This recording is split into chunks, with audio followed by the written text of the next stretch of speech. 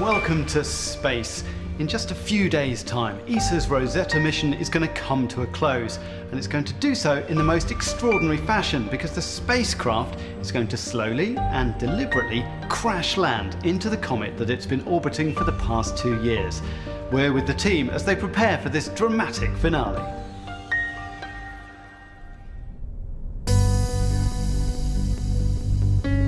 This has been a mission full of surprises. From that night when I met you, we've been standing on the first was when Rosetta kept everyone waiting for it to wake up from a long hibernation. Then in November 2014, Rosetta's tiny probe Philae landed on the comet. It bounced twice and then disappeared from view. What followed? 2 years of science as Rosetta surveyed the comet on its closest approach to the sun. Then another surprise a few days ago when Philae was finally spotted in a shady corner of the comet. So, what's next? We're gonna land on the comet once more, this time with the mothership. The spacecraft is not designed to land, will not survive the landing for sure, it's no doubt.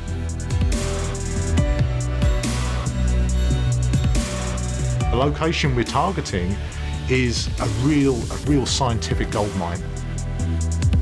The dramatic finale will come on Friday the 30th of September.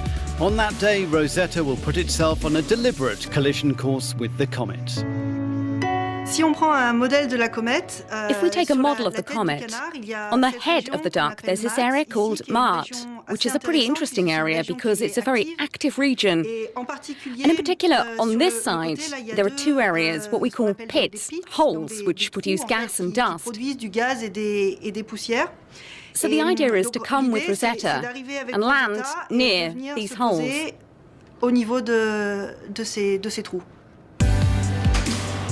Thanks to its careful custodians, Rosetta has resisted 12 years in space. However, it will not be able to resist this.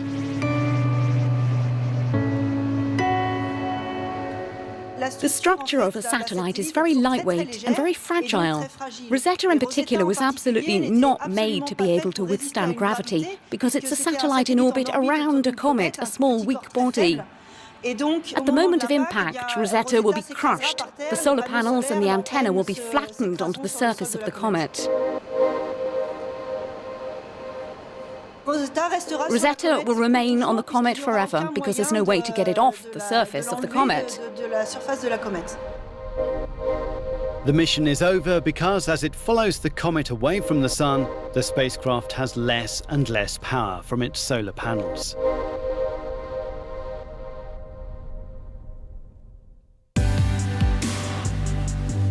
For its science masters, this ending presents a unique opportunity to take data and photos right until the end. The scenario we now have, this ballistic plunge from about 20 kilometers above the comet right down to the surface, is fantastic. It gives us its unique profile of what the coma, the outer atmosphere of the comet looks like, right down to the surface, and that's probing something we've never probed before. Rosetta will send back high-resolution photos of some of the most interesting parts of the comet, offering a peek inside this ancient lump of dust and ice left over from the early solar system. We have these regions all over the comet, actually, on the back of the comet, but on the head as well. They're pit regions. They are these large cavities, tens of meters, hundreds of meters across, and they have debris inside them. We think they're fundamental in terms of the activity that we see from the comet, but also the sidewalls reveal some of the internal structure, and they reveal structure that we think is absolutely important in how that comet was made up. So the small scales, tens of meters, well, meters to tens of meters, we're seeing stuff there, and we want to get really high resolution images of that. So that will be our final thing, looking into the sidewalls of one of those pits just before we hit. For all that to happen, Rosetta has to survive the last few days as it flies close to the comet and completes the final descent. When flying very close to the surface of the comet, the biggest risk is to have problems in the navigation. So in predicting where Rosetta will be around the comet, what we are doing now technically is much, much more demanding than the day we landed with Philae. In the final moments, there'll be no time to make adjustments. The team will just take the data and cross their fingers. If we're lucky, we keep the signal until the very end. We don't know with which part of the spacecraft it will touch down. So it could be that maybe a solar panel touches first and then the attitude of the spacecraft is disturbed. We may lose the signal. So the last few minutes are going to be a bit difficult to predict. Latest, when it's on the surface, we will lose the signal. The spacecraft will be programmed for that because we don't want to leave an active spacecraft on the comet that then could pollute the radio frequency environment. So it will switch off, and that will be the end of the mission.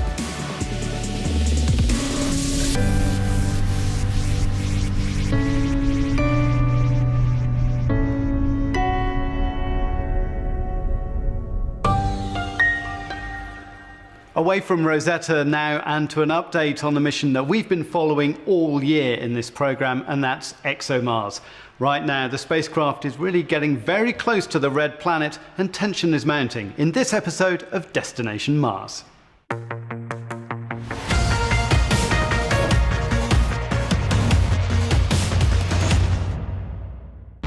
Hello, my name is Michel Denis, and I'm the flight director for ExoMars.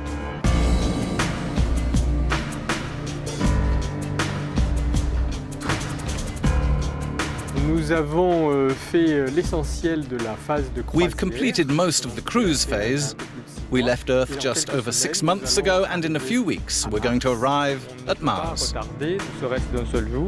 We can't delay the moment we arrive at Mars by a day or even a minute, so everything relies on us, and the countdown is underway, and there's no way we can stop it.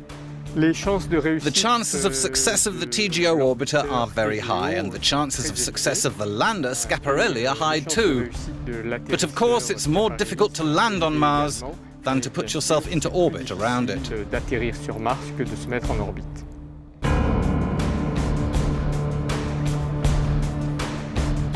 Mars is the culmination of a dream. It's these huge distances, massive spaces, the idea that one day humans will go and visit this planet or even stay there. And of course, there's the idea that there might have been or there could still be life on Mars. That's all for now, but of course you'll be able to follow the dramatic end to the Rosetta mission as it happens live here on Euronews and Euronews.com.